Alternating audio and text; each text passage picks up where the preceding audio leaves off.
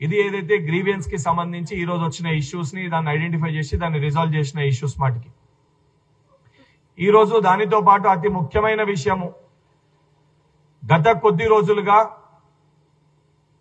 తెలంగాణ రాష్ట్రంలో law and order ని దెబ్బతీయాలి, ఉద్యమ సమయంలో ఏ రకంగా విద్యార్థులని యువకులని రెచ్చగొట్టి రాజకీయ లబ్ధి బీఆర్ఎస్ పార్టీ నాయకులు హరీష్ రావు కేటీఆర్ చేసిర్రో చాలా స్పష్టంగా మనం అందరం కూడా గమనించినాం. మళ్ళీ ఈరోజు తెలంగాణలో ఉన్న యువతని విద్యార్థులని అడ్డం పెట్టుకొని వాళ్ళని ప్రొవోక్ చేసి వాళ్ళని రెచ్చగొట్టి రాజకీయ లబ్ధి పొందుదామని చెప్పి బీఆర్ఎస్ పార్టీ నాయకులు మళ్ళీ ప్రయత్నిస్తున్నారు. దానికి ఉదాహరణ వారి సొంత కుటుంబంలోనే వారి పార్టీలోనే వాళ్ళ కుటుంబంలో ముగ్గురుంటే హరీష్ రావు కేటీఆర్ ఏమో ఇవాళ తెలంగాణ విద్యార్థుల సదస్సు అని చెప్పి ఉప్పలో ఒక ఫంక్షన్ హాల్లో వీళ్ళు మీటింగ్ పెట్టారు. ప్రారంభించేదేమో హరీష్ రావు, కంక్లూజన్ కేమో కేటీఆర్.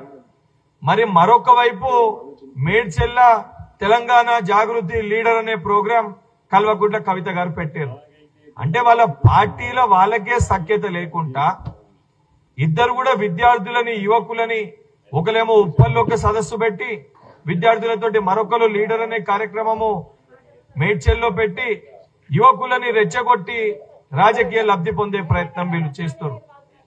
10 ఏళ్లు బీఆర్ఎస్ పార్టీ అధికారంలో ఉన్నప్పుడు నీళ్లు నిధులు నియామకాలు పేరుట తెలంగాణ రాష్ట్రాన్ని ఆ రోజు మూడింటి కోసము తెలంగాణ ప్రజలందరూ కోరుకుంటే సోనియా గాంధీ గారు తెలంగాణ రాష్ట్రాన్ని ఇచ్చారు.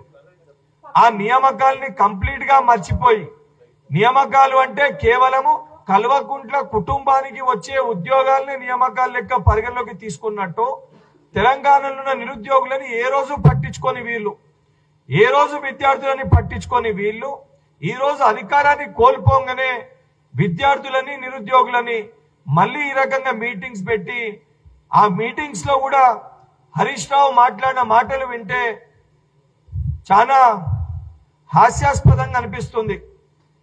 తెలంగాణ రాష్ట్రం ఏర్పడ్డది.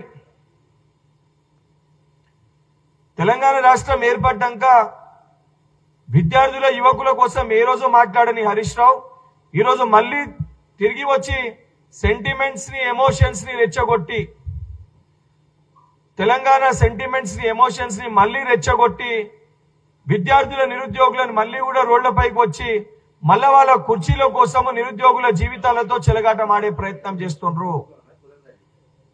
నిజంగా నేను కేటీఆర్ హరీష్ రావుకి అడుగుతున్నా, 10 ఏళ్లు మీరు అధికారంలో ఉన్నప్పుడు ఎంతో మంది నిరుద్యోగులు ఆ రోజు ఆత్మహత్య చేసుకుంటే కనీసం స్పందించలే మీరు. టీజీపీఎస్సీలో పేపర్ లీకేజ్ అయి వేలాది మంది టీజీపీఎస్సీ ముట్టడికి వచ్చిన రోజు కూడా కనీసం మీరు దానిపైన బాధ్యతతోటి ప్రెస్ మీట్ పెట్టి మాట్లాడే ప్రయత్నం చేయలే. ఆఖరికి ఎలక్షన్స్ ముందు ఒక చెల్లె ఆత్మహత్య చేసుకుంటే కూడా ఆత్మహత్యను కూడా వక్రీకరించి తప్పుడుగా ప్రచారం చేసిన ఒక చరిత్ర మీది, మీ పార్టీది.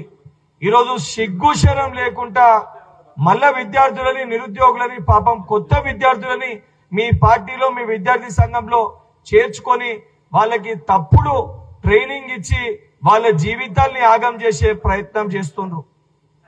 ప్రజలందరూ ఇవన్నిటినీ గమనిస్తున్నారు. మీ చరిత్ర ఏందో తెలంగాణ ప్రజలందరూ కూడా తెలుసు.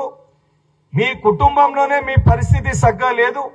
మీ చెల్లె ఒక దిక్కు ఒక దుకాణం తెరిస్తే మీరిద్దరు కలిసి ఇంకో దుకాణం తెరిచి మీ రాజకీయ లబ్ధి కోసం తప్ప తెలంగాణ సమాజం కోసం మీరు పాటుపడతలేరు అని చెప్పి ఈ రోజు చాలా క్లియర్ గా మీ పార్టీ పరంగానే తెలంగాణ జాగృతి ప్రోగ్రాం ఒక దగ్గర, ఉప్పల్లో మీ ఇద్దరు చేస్తున్న కార్యక్రమం ఒక దగ్గర, ఇది చాలా స్పష్టంగా ప్రజలకి కనబడుతుంది.